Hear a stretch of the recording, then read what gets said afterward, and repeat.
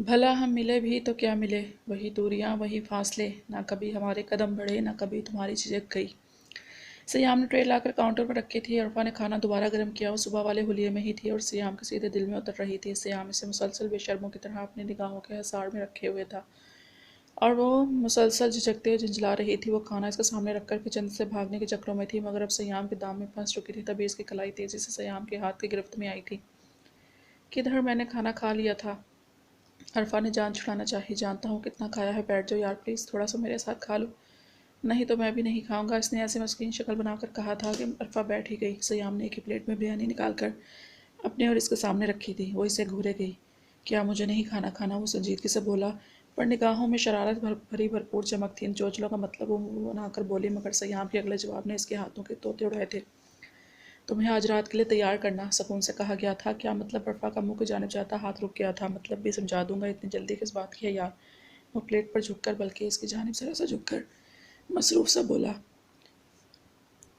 مومنہ روم میں آئی تو ٹینشن اور پریشانی سے اسے ٹمپریچر سا محسوس ہو رہا تھا، اور اس ٹمپریچر کے ساتھ ہی ایک نئی فکر لاحق ہو گئی کہ اگر ٹمپریچر تیز ہو گیا اور بخار کی شدت میں بہت برے طریقے سے ڈر جایا کرتی تھی۔ بخار میں ہمیشہ سلمیٰ بیگم اس کے پاس سوتی تھیں تاکہ وہ اگر ڈر جائے تو سلمیٰ بیگم اسے سنبھال سکیں۔ ڈھیلا سا کرتا ٹراؤزر پہن کر پانی سے ایک پیناڈول لے کر لیٹ گئی تھی۔ بخار کی شدت بڑھتی ہی جا رہی تھی۔ وہ جلد ہی گہری نیند کی وادی میں اتر گئی۔ ادھر تابش بھی بے چین سا تھا۔ اس کی لاکھ کوششوں کے باوجود مونا اس سے صحیح سے بات نہیں کر رہی تھی اور اسے یہ بھی کہاں گوارا تھا۔ تبھی حسب معمول اس کے روم میں چلا آیا تھا۔ وصل کی گھڑیوں کا سوچتے، آج تک اپنے تمام جذبوں پر لگامیں کسنا، اپنے جذبات کو قابو میں رکھنا، میدان سے نکلی تلوار پر چلنے کے مترادف تھا۔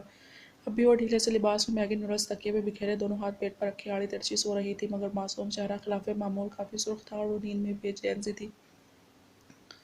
تبھی تابش نے آگے بڑھ کر اس کے ماتھے پر ہاتھ رکھا جو رکھتے ہی جل اٹھا۔ وہ تیز بخار میں پھنک رہی تھی۔ اف، ولید دن اتنا تیز بخار! تابش کو اس کی فکر لاحق ہوئی، پتہ نہیں میڈیسن بھی لی ہے کہ نہیں، اٹھاؤں کہ نہیں۔ تبھی کچن میں گیا، ٹھنڈا پانی باؤل میں لایا اور اپنے روم سے رومال لایا بھی لا کر چیزیں بیڈ کے سائڈ ٹیبل پر رکھی تھی کہ مونا کی دلچی دوست چیخیں سنائی دی تھیں۔ وہ بے تحاشا گھبرایا، جلدی سے اس کی جانب پلٹا جو سر بیڈ پر پٹکتی آواز بلند رونے میں مصروف اور چیخنے میں مصروف تھی۔ تابش ایک گھٹنا فولڈ کر کے بیڈ پر رکھ کر اس کے اوپر جھکا، اس لیے کندھوں سے ہاتھ پکڑ کر جھنجھوڑا، مونا مونا پلیز اٹھو۔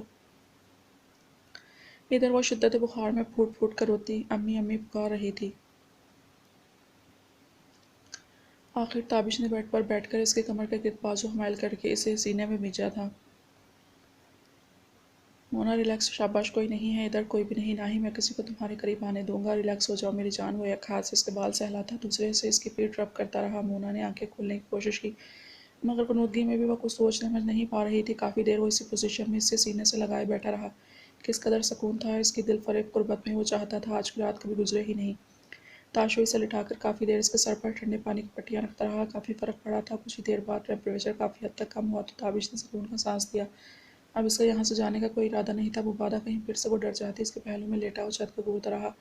دل تو ہمک ہمک کر چاہتا تھا ہاتھ بڑھا کر اسے تھام لے اور ساری دوریاں ختم کر دے، مگر تمام بوجھل ہوتے جذبات کو سر جھٹک کر ایک سائڈ پر رکھا اور اس کا سر اٹھا کر اپنے کشادہ سینے پر رکھا اور آنکھیں موند کر سکون سے سونے کی کوشش کرنے لگا۔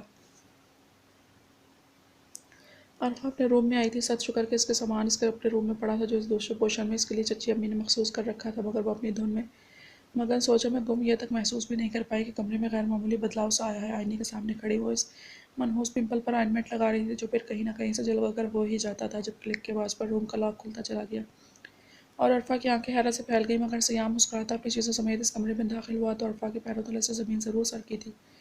یہ کیا آپ اس روم میں کیا کر رہے ہیں؟ اپنے روم میں جائیے، یہ میرا روم ہے، وہ بری طرح بوکھلائی تھی۔ اب ہر بار ضروری تو نہیں بیوی ہی رخصت ہو کر شوہر کے پاس آئے، تم تو رخصتی دے نہیں رہی تو میں، یعنی شوہر مکلم خود ہی رخصت ہو کر بیوی کے پاس چلا آیا ہے، کیونکہ میری شروع دن سے خواہش تھی کہ میں بہت بڑا ذن مرید بنوں۔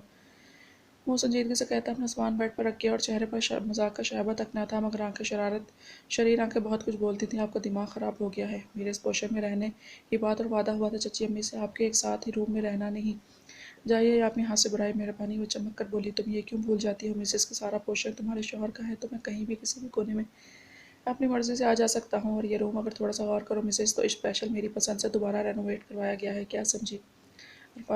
عرفا کی روائیاں اڑی تھیں جبکہ وہ اطمینان سے ڈور لاک کرتا اب قدم اس کی جانب بڑھا رہا تھا جو رونق بنی اب اپنے قدم پیچھے کی جانب لے رہی تھی۔ سیام آپ مجھے ڈرا رہے ہیں، وہ آخر روحانسی ہو کر دیوار سے لگی اربان وصل کامری نظروں سے تاڑ کے پہلے سے ہی وہ بیٹھ گئے منہ بگاڑ کے۔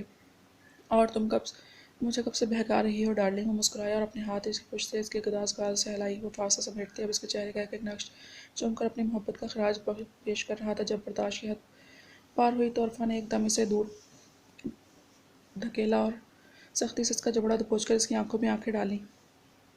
یہ تم لڑکیوں کو ایسا کیوں لگتا ہے کہ ہم صرف اپنا مطلب پورا کرنے ہوئے تمہارے قریب آتے ہیں؟ مطلب کے علاوہ اور بھی تو مسئلے ہوتے ہیں. جیسے کہ محبت کرے میرے مرے گا تو ہی قریب آئے گا نا. طلب پوری کرنے کو تو بازار سے کئی مل جاتی ہیں. پیسہ پھینکنے کی دیر ہے. سیام کی باتوں اور لہجے کی گہرائی کہ عرفا کو اپنے اتنے بیہودہ خیالات اور اتنے سخت اور برے الفاظ پر بے حد شرمندگی ہوئی تھی. تبھی نم آنکھوں سے آنسو پھسل کر شیٹ میں جذب ہوئے تھے. یہ بات اپنے چھوٹے سے دماغ میں اچھی طرح بٹھا لو. مسز سیام کا مطلب پورا کرنے اور شوہر ایک محبوب بیوی کے پاس ہی آتا ہے جس سے وہ بے تحاشا محبت کرتا ہے. نہیں تو دنیا کا کوئی مرد باوفا نہ ہو. ہر مرد نے کئی عورتوں سے تعلق قائم کر رکھے ہوں. سیام کہتا ہے اسے پرے ہٹا تھا اور بیڈ پر ایک سائیڈ ہو کر لیٹا تھا. وہ بے جان سی اسی جگہ پر پڑی رونے کا شغل فرما رہی تھی. تبھی سیام نے کھینچ کر اسے اپنے سینے پر گرایا تھا. سیام وہ کچھ کہنا چاہتی تھی. سو جاؤ عرفا, کچھ نہیں کہوں گا, نرمی سے کہتی. اس کی پیٹھ سہلائی کافی دیر تک. اس لیے سیام کے شرٹ سینے پر گرے تھے مگر اس قدر سے اسے محبت سمیٹنے اور سہلانے پر وہ جلد ہی گہری نیند میں چلی گئی. سیام نے اسے اس کے تکیے پر سیدھا کیا. سب بڑے سے بول کر وہ رخصتی لے چکا تھا اور یہ زبردستی کی ہی رخصتی تھی. یقیناً تبھی وہ یہ سب قبول نہیں کر پا رہی تھی مگر سامنے بھی ملک سیام سراج تھا جو تیار کر چکا تھا اس محبت کی راہوں میں اپنا ہم قدم بنانے کی جذبے سے چور. دل بے چین تھا مگر جیسے تیسے آنکھوں پہ بازو رکھ کر سو ہی گیا. اگلے دن تابش نے آنکھ کھولی. صبح خیزی کا یہ منظر زندگی کا خوشگوار ترین منظر تھا کیونکہ وہ اس سے لپٹی, ایک ہاتھ اس کے پہلو میں رکھے دوسرا اس کے سینے سے لپیٹے گہری نیند میں تھی.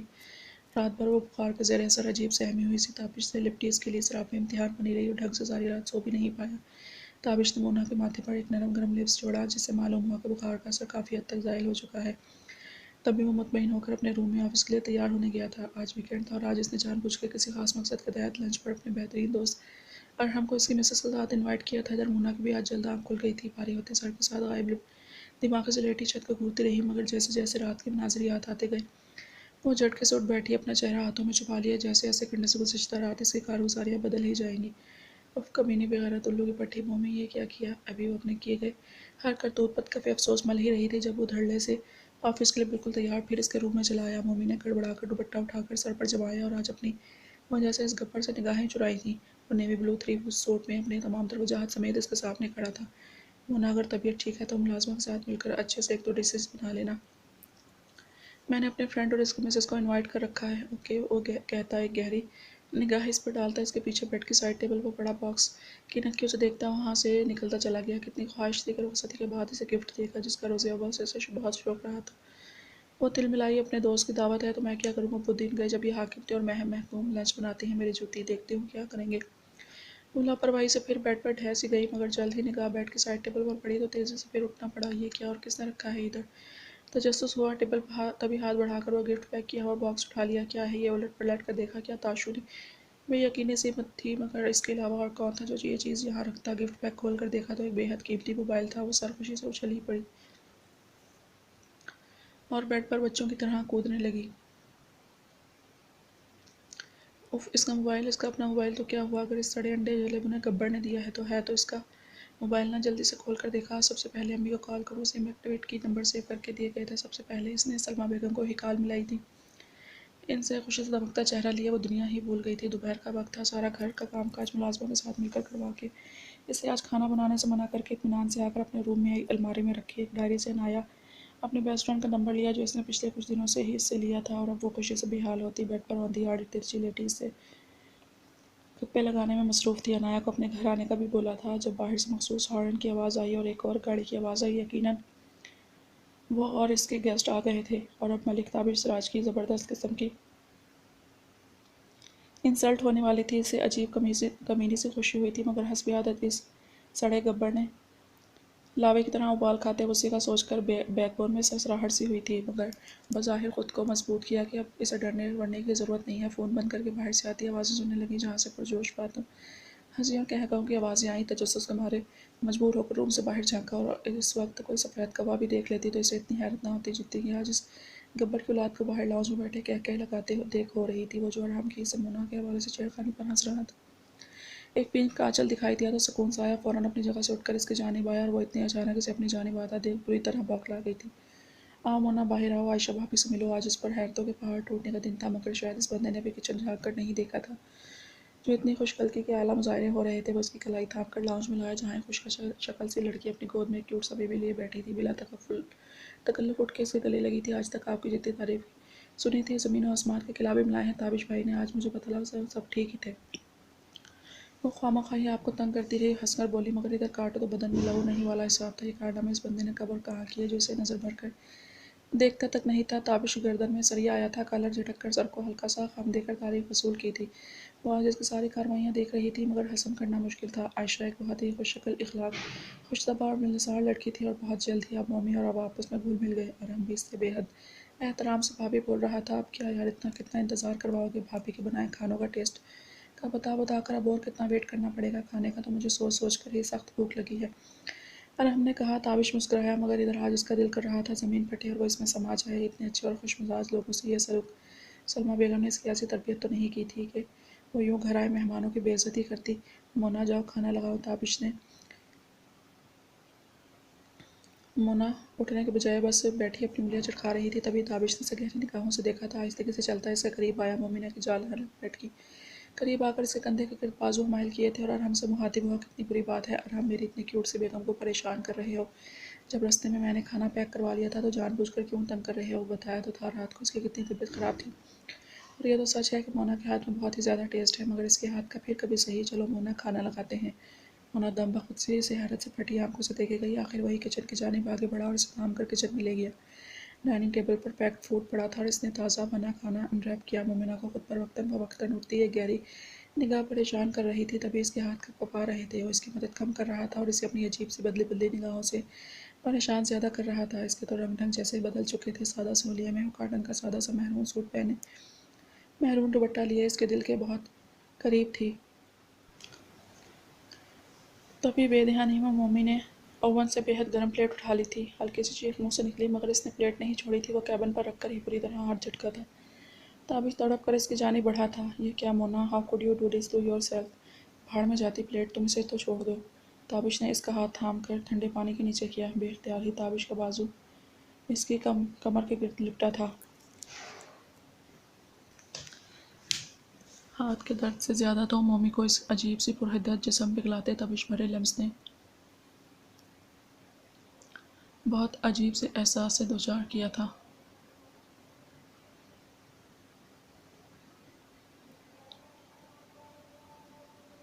بے تحاشا جھنجھلا کر اس کی گرفت سے اپنا آپ چھڑایا تھا۔ میں ٹھیک ہوں، آپ مجھ سے دور ہٹیں، کہا تو تڑپ کر تھا، مگر نہ چاہتے ہوئے بھی۔ اس شخص کے سامنے اس کی زبان لڑکھڑائی تھی۔ ادھر جانے کیوں اس کی گھنی مونچھوں کے نیچے انابی لبوں کو گہری مگر مہربان سی مسکان نے چھوا تھا، یعنی وہ اس کے لمس میں اپنے لیے غیر معمولی محبت کی گرمی محسوس کر رہی تھی اور اس سے جھنجھلا بھی رہی تھی۔ آئی ایم سوری بٹ اب تو بالکل بھی نہیں ہٹ سکتا۔ مومی کے شاید کان بجے تھے یا اس نے واقعی اس کی بڑبڑاہٹ میں یہی بات سنی تھی، مگر اب تابش نے اسے بس چیئر پر بٹھا دیا اور خود کھانا لگایا۔ ارحم کو اور عائشہ کو بھی بلا کر لایا تھا۔ وہ اس کے پہلو میں بیٹھا کھانا کھاتے کہکے لگا کر یوں تینوں سے باتیں کر رہا تھا جیسے ہمیشہ سے ایسا ہی تو ہے۔ ہاں، مومی کو یاد آیا، برسوں پہلے وہ ایسا ہی تو تھا، ہنسمکھ اور خوش گفتار، مگر پھر سیرت آبی، ان کا ایک دم غائب ہو جانا، سلمیٰ بیگم کا اس سے سائن لینا، وہ ایک خاص دن اور تابش کا ایک مانسٹر بن جانا، پھر سائے کی طرح اس کی حفاظت کرنا یا خود ہی اس کا سایہ بننا۔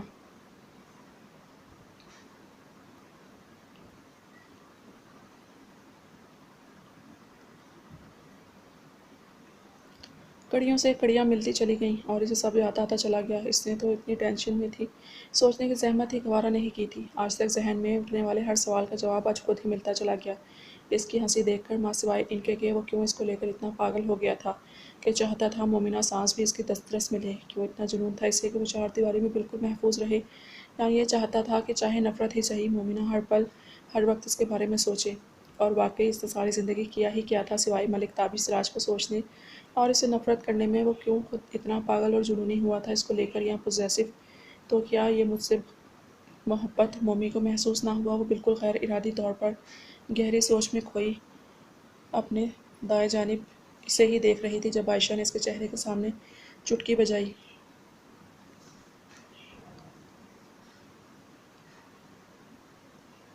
کیا میڈم، اپنی ہینڈسم ترین ہبی کو بعد میں دہاڑ لینا، ابھی فی الحال ڈھنگ سے کھانا کھا لو۔ وہ بول کر کہکا لگا کر ہنسی تھی۔ تاشو چونکا تھا اور اسے پرشوق نگاہوں سے دیکھا جو اب بالکل اپنی پلیٹ پر جھک چکی تھی۔ تبھی مومی کی دوست عنایا اندر آتی دکھائی دی تو مومی بے تحاشا خوش ہو گئی۔ اسی نے تو عنایا کو فون کر کے بلایا تھا اپنی بوریت دور کرنے کے لیے۔ تابش نے اسے بھی کھانے کی پیشکش کی تھی اور تابش بھائی کی اس کایا پلٹ پر عنایا کو مرغی کا دورہ پڑتے پڑتے رہ گیا تھا۔ وہ اسے بالکل چھوٹی بہن سالی کی طرح ٹریٹ کرتا کھانا سرو کر رہا تھا۔ خوشگوار ماحول میں کھانا کھایا گیا۔ کھانے کے بعد ارحم نے اجازت طلب کی۔ مومی عاشیہ سے ملتے گرم جوشی کا مظاہرہ کیا تھا کہ وہ زندگی سے بھرپور ہنس مکھ لڑکی اسے سچ میں بہت اچھی لگی تھی۔ تابش مہمانوں کو باہر تک چھوڑنے گیا تھا تو وہ عنایا کو لے کر روم میں آ گئی جو بہت ہی زیادہ خوش دکھائی دے رہی تھی۔ روم میں آتے ہی مومی نے اس کے دانت چپکانے کی وجہ پوچھی۔ مومنہ، میں کیا بتاؤں میں کس قدر خوش ہوں۔ وہ مجھ سے کتنی محبت کرتا ہے، مجھ پر جان چھڑکتا ہے، اس کے لفظوں میں جادو ہے، جادو۔ وہ کھوئی کھوئی سے بولی تو مومی چونک اٹھی۔ کون عنایا، کس کی بات کر رہی ہو؟ کہیں اس سوشل میڈیا والے سلمان کی بات تو نہیں کر رہی؟ عنایا بتاؤ مجھے۔ مومی نے اس کے کندھے جھنجھوڑے تھے اور مومی کے کڑے تیوروں پر وہ ایک دم سنجیدہ ہو کر صاف مکر گئی تھی۔ کچھ عرصے پہلے ہی کالج میں اس نے مومی کو بتایا تھا کہ اس کی سوشل میڈیا پر ایسے ہی چھیڑ خانی کرتے ہنسی مذاق میں کسی سلمان نامی لڑکے سے دوستی ہوئی ہے اور بات فون نمبرز لینے تک جا پہنچی ہے۔ مومی نے اسے ہر طرح سے سمجھایا تھا مگر اب بات کہاں تک جا پہنچی تھی یہ تو مومی بھی نہیں جانتی تھی۔ عنایا اپنے سول انجینئر بابا کی اکلوتی اولاد تھی اور اسے ہر طرح کی آزادی حاصل تھی، جہاں مرضی آئے جو مرضی کرے۔ 4 سال پہلے ہی میٹرک میں اس نے آئی فون رکھنا شروع کر دیا تھا۔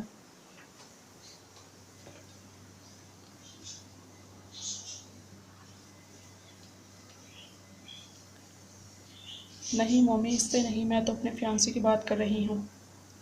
اور یہ تابش بھائی کی کایا پلٹ کیسے ہو گئی؟ عنایا اس کی توجہ تابش کی جانب پھیر کر صاف بچ نکلی تھی۔ یہ تو مجھے بھی نہیں معلوم، وہ قائب دماغی سے بولی، مگر یو نو واٹ، میرا نکاح ملک تابش سراج سے کافی سال پہلے ہو گیا تھا۔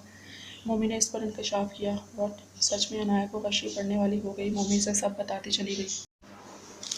عرفہ کچن میں گھسی ہوئی تھی اور بالکل بے اختیار ہی سڑے بیگن کے پسند کا کھانا بنا رہی تھی۔ صبح جب اس کی آنکھ کھلی تو وہ روم میں اکیلی تھی۔ سیام آفس کے لیے جا چکا تھا۔ وہ بری طرح جھنجھلائی۔ اب وہ بغیر ناشتہ کیے، بغیر وہ شرٹ آئرن کروائے جس کا شوشہ وہ رات کو چھوڑ کر اسے لایا تھا، تو عرفہ کو بھی اچھا نہیں لگ رہا تھا اس کا یوں چلے جانا۔ تبھی اب وہ مکمل توجہ سے کھانا بنا رہی تھی جب اپنے پیچھے آہٹ کا احساس ہوا۔ السلام علیکم۔ وہ کچن میں آواز سنتا ادھر ہی چلا آیا تھا۔ وعلیکم السلام۔ آپ نے مجھے جگایا کیوں نہیں؟ ناشتہ کیے بغیر کیوں گئے آفس؟ عرفہ نے چھوٹتے ہی پوچھا تاکہ تمہیں یہ نہ لگے کہ میں کسی بھی قسم کا صرف مطلب پورا کرنا چاہتے ہوں تم سے، یا کوئی مطلب پورا کرنے کو لایا ہوں ادھر۔ سیام نے اسے بغور دیکھتے کہا۔ لہجہ سادہ تھا، نہ کوئی طنز نہ شکوہ، مگر عرفہ کو ضروری بات چبھی تھی۔ اب بس بھی کریں، آپ تو اس بات کو لے کر ہی بیٹھ گئے ہیں اور اسی لفظ کی رٹ لگا دی ہے۔ اب میرا کہنے کا یہ مطلب بھی نہیں تھا۔ عرفہ کو تب چڑھی ہی تبھی وہ بول پڑی۔ رخ موڑ کر ہانڈی میں چمچ پٹک کر مارا تھا۔ پاگل تھی جو کب سے لگی ہوئی تھی اور وہ آتے ساتھ ہی پھر کڑوی باتیں لے کر بیٹھ گیا تھا، مگر وہ دھیمے قدموں سے چلتا قریب چلا آیا۔ سلیب پر عرفہ کے دونوں جانب ہاتھ رکھے اور اس کے کندھے پر اپنی چین رکھی۔ تو کیا مطلب تھا تمہارے اس بے مطلب کی بات کا؟ وہ اسی لفظ کی گردان کر کر کے اسے صاف چڑھا رہا تھا۔ سیام، میں گرم چمچ لگا کر آپ کا ہاتھ جلا دوں گی، پیچھے ہٹیں۔ حسب عادت وہ بری طرح چڑ گئی تھی۔ سیام کہکہا لگا کر ہنس پڑا۔ اب تک اسے تپانے ہی کا تو مزہ آتا رہا تھا۔ اتنا مت بھڑکو، پتہ ہے نا ذرا سا جلتی ہو تو یہ بڑا سا پمپل نکل آتا ہے تمہارے منہ پر۔ خبردار سیام، اب پمپل کا بول کر مجھے چڑھایا، میں سچ میں گرم چمچہ لگا دوں گی۔ وہ تڑک کر اس جانب مڑی تھی۔ اس سیام کی کیا تعریف کروں؟ سیام کے دل میں تو اب تمہاری کیا تعریف کروں، تیرا پمپل والا منہ۔ سیام شوشہ چھوڑ کر کمرے میں بھاگا تھا اور گرم چمچے سے اس کا پہلو سینکنے کی نیت سے دانت پیستے اس کے پیچھے لپکی تھی۔ وہ کہکہے لگاتا اپنے کمرے میں بند ہوا تھا۔ عرفہ نے جھٹکے سے دروازہ کھولا۔ وہ واش روم میں بند ہو کر ڈور لاک کر چکا تھا، مگر کہکہوں کی آوازیں ہنوز آتی رہیں۔ آخر اسے کچن میں واپس آنا پڑا۔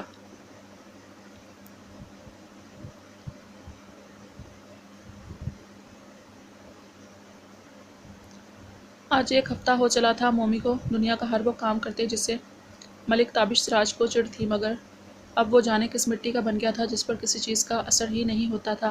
بس نرمی سے اسے سمجھا دیتا کہ مومنہ، اس میں تمہارا ہی نقصان ہے۔ اب بھی بری طرح بس و بیزار ہو چکی تھی، جھنجھلا رہی تھی۔ اب ملک تابش سراج کو پریشان کرنے میں مزہ نہیں آ رہا تھا، الٹا وہ خود الجھتی چلی جا رہی تھی۔ رات کے 8 بجے تھے۔ کچھ دیر پہلے ہی عنایہ کا گھر سے فون آیا تھا۔ وہ پوچھ رہے تھے کہ عنایہ کہیں اس کے پاس تو نہیں۔ مومنہ بے چینی سے اپنے روم میں ادھر سے ادھر چکر لگا رہی تھی۔ اسے پریشانی یہ لاحق تھی کہ عنایہ کہاں جا سکتی ہے۔ تبھی دوبارہ اس کے پاپا کا فون تھا اور اگلی نیوز پر اس کے سر پر آسمان گرا تھا۔ وہ یہ کہ عنایہ کا بہت بڑا ایکسیڈنٹ ہوا تھا، اسے ہاسپٹل جانا تھا۔ کسی بھی صورت ڈرائیور کے ساتھ خود ہی چلی جاتی ہوں یا کیب کرواؤں۔ وہ چادر اور اپنا پرس موبائل لے کر باہر نکلی۔ قدم باہر کی جانب بڑھائے۔ ابھی وہ لاؤنج میں پہنچی تھی جب سامنے سے وہ آفس سے آج لیٹ آتا دکھائی دیا اور مونا کو کہیں جاتا دیکھ چونک گیا تھا۔ وہ خاموشی سے گزر جانا چاہتی تھی مگر تاشو نے اسے پکار لیا۔ کہاں خیریت؟ عنایہ کا ایکسیڈنٹ ہو گیا ہے، مجھے ہاسپٹل جانا ہے، ادھر ہی جا رہی ہوں، اس نے بے تاثر لہجے میں کہا۔ جانے کیوں، مگر شرافت سے بتا دیا کہ وہ کدھر جا رہی ہے۔ چلو میں لے کر چلتا ہوں، اس نے سنجیدگی سے کہا تو مومی خاموش ہو گئی اور انہی قدموں پر واپس مڑا۔ باہر آ کر تابش نے ڈرائیونگ سیٹ سنبھالی۔ وہ جلدی سے فرنٹ سیٹ پر بیٹھی۔ وہ گاڑی لے کر نکلے۔ تمام راستے وہ اس کا بے چینی سے بہدلو بدلنا اور انگلیاں چرخانا نوٹ کرتا رہا تھا۔ ہاسپٹل پہنچے تو ایمرجنسی کے باہر عنایہ کا فادر اور مدر پھوٹ پھوٹ کر رو رہے تھے۔ ایکسیڈنٹ تو معمولی سا تھا مگر جانے کیا قیامت آئی تھی کہ وہ یوں رو رو کر بے حال تھی۔ ڈاکٹر باہر آئی تھی اور وہ اپنی دوست مومنہ سے ملنا چاہتی ہے، بول رہی ہے اسے ہی سب بتائے گی۔ ڈاکٹر بول کر جا چکی تھی۔ عنایہ کی مدر نے مومنہ کو دیکھا۔ بیٹا جاؤ پوچھو اسے کیا ہوا ہے جو یوں برباد ہو کر مرنے کو تیار ہو گئی۔ جانتی ہو اس نے خودکشی کرنے کی کوشش کی، ہمیں کچھ نہیں بتا رہی ہے، جاؤ پوچھو کیا ہوا ہے اس کے ساتھ۔ یہ بول کر وہ پھر رومال میں منہ دیکھ کر رونے لگی۔ مومی اندر آئی تو وہ آنکھیں موندے لیٹی ہوئی تھی۔ آنکھٹ پر آنکھیں کھول کر اسے دیکھا تو اٹھ کر بیٹھ گئی۔ مومنہ بھاگ کر اس کے پیچھے آئی، اس کے پاس آئی۔ عنایہ اس کے سینے سے لگ کر پھوٹ پھوٹ کر رونے لگی۔ مومی میں نے خود کو برباد کر لیا، دیکھو میری بے جا آزادی کا نتیجہ، ساری ساری رات جاگنے کا نتیجہ۔ اگر کوئی پوچھنے والا نہیں ہوتا تھا کہ میں آخر ساری ساری رات جاگ کر کیا رہی ہوں۔ وہ روئی گئی اور اپنے دل کی ہر بات بتاتی چلی گئی، اپنی بربادی کی داستان سناتی چلی گئی۔ اس نے تصویر مانگی، میں نے دے دی۔ اس نے نمبر مانگا، میں نے دے دیا۔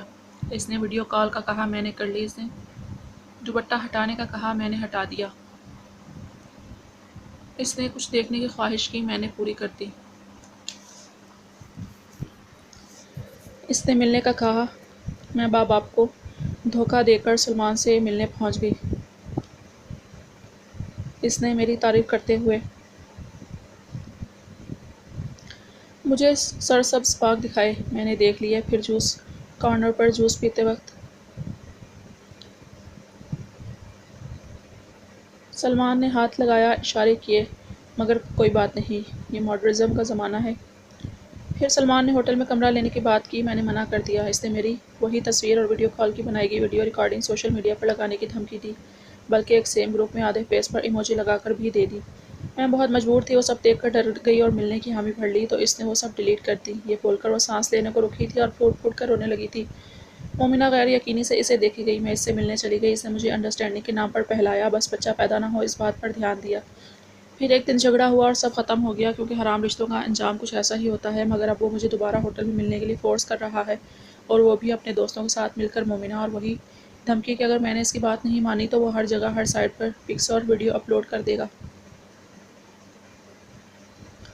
مومی میں کیا کروں، اپنی بربادی کی خود ذمہ دار ہوں۔ میرے پیرنٹس سے اچھے تو تابش بھائی ہیں، جنہوں نے تمہیں اتنا سنبھال کر اپنی حفاظت میں رکھا، تمہیں زمانے کے سردوں گرم سے بچایا اور ان خرافات میں پڑنے ہی نہیں دیا۔ لیکن تم جانتی ہو میرے ساتھ ایسا کیوں ہوا؟ کیونکہ میرے ماں باپ نے مجھے پرائیویسی دینے کے چکر میں میری جانب سے بالکل اپنی آنکھیں بند کر لیں۔ اگر وہ بھی تابش بھائی کی طرح ہر وقت مجھ پر، میرے عمل پر نگاہ رکھتے تو میں آج یوں برباد نہ ہوتی۔ میں نے بھی ان کے اعتبار کا بہت غلط فائدہ اٹھایا اور آخرکار ماں باپ کو دھوکہ دینے کے گناہ کی پاداش میں خود کو برباد کر لیا۔ آنسو لڑیوں کی صورت بہہ رہے تھے۔ مومنہ اسے بے چارگی سے دیکھی گئی۔ اور جانتی ہو مومی، المیہ تو یہ ہے کہ یہاں سراسر مرد غلط نہیں ہے، وہ بھیڑیا نہیں ہے، وہ مجرم نہیں ہے، کیونکہ میں نے تصویر نہیں دی تھی۔ وہ زبردستی میرے موبائل میں گھس کر تصویر لے گیا تھا۔ میں نے تو اپنا نمبر نہیں دیا تھا، خود لڑکا میرے موبائل سے نمبر لے گیا۔ میں نے تو ویڈیو کال نہیں کی، وہ لڑکا خود میرے گھر پہنچ گیا میری ویڈیو لینے کے لیے۔ جوس کارنر پر بھی وہ مجھے زبردستی لے گیا تھا، گن پوائنٹ پر ہوٹل کے کمرے تک بھی وہ مجھے زبردستی میرے گھر سے لے گیا تھا۔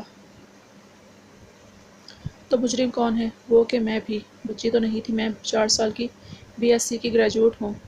جو کچھ سمجھ نہیں آئی، یہ سوشل میڈیا پر آئے دن زیادتی کے بڑھتے ہوئے کیسز ہمیں کچھ ہمیں بتاتے ہیں کیا مجھے نہیں پتا تھا کہ ہوٹل کے کمرے میں عزت و توقیر اور نسوانیت کو گیتوں کی طرح بڑھنا ہو کر شرم کے چیتڑے اڑائے جاتے ہیں۔ سب پتا تھا، مجھے سب پتا ہے، ہم سب کو۔ ہوٹل کے کمرے میں محبت کے افسانے نہیں لکھے جاتے، وہاں دینی تعلیمات نہیں سیکھی جاتی، وہاں کوئی عبادت کی درس گاہیں نہیں ہیں۔ پھر شکوہ کہ لڑکے نے ریپ کر دیا۔ لڑکی اس لڑکے کے پاس گئی ہی کیوں؟ کیا لگتا ہے وہ جو آپ کا عزت کا خیال رکھے وہ خود آپ کو اسی مقصد کے لیے لے کر جا رہا ہے؟ پلیز عنایا خاموش ہو جاؤ، نہیں تو میرا دل پھٹ جائے گا۔ یہ کیا بولے جا رہی ہو تم؟ پلیز خاموش ہو جاؤ، رونا بند کرو پلیز۔ مومی نے بھی روتے ہوئے اس کے آنسو صاف کرنے کی کوشش کی۔ سنو مومنہ، جا کر بول دو میرے والدین کو، میں اپنی غلطی تسلیم کرتی ہوں۔ تبھی خود سے جینے کا حق چھین رہی ہوں۔ یہ سوشل میڈیا پر یہ ماڈرن مجرے، آزاد خیالی، انڈرسٹینڈنگ، فیشن، میرا جسم میری مرضی، اس سب نے مل کر مجھے برباد کر دیا۔ کاش میں تمہاری طرح اپنی حدود میں رہتی تو مجھے کوئی نقصان نہیں پہنچتا۔ اگر میں خود ہی یہ سب نہیں کرتی تو اس پہ خود ہی شامل نہیں ہوتی تو یہ سب نہ ہوتا۔ میرے والدین پولیس بلا رہے ہیں، مگر میں اسے سیکشول ہراسمنٹ نہیں کہہ سکتی، اسے انڈرسٹینڈنگ کہہ سکتی ہوں، اسے ٹائم پاس بول سکتی ہوں جو آج تک کرتی آئی، اسے ماڈرنزم بول سکتی ہوں یا کہ فیشن، مگر یہ ریپ نہیں ہے۔ وہ بول کر خود اذیتی کی انتہا پر پہنچ کر تڑپ تڑپ کر رو دی۔ مومی نے اسے خود میں سمیٹا، اس کی ذہنی حالت بھی ابتر ہو چکی تھی۔ وہ جو مومی کو بتا چکی تھی وہ تقریباً سب نے ہی سنا تھا۔ پولیس نے بھی عنایا کے والدین گزرے وقت اور اپنی لاپرواہی پر کفِ افسوس مل رہے تھے، مگر اب کیا ہو سکتا تھا؟ عنایا کو انجیکشن دیا گیا تھا، وہ دواؤں کے زیر اثر گہری نیند میں سو گئی۔ پولیس بیان لے کر جا چکی تھی۔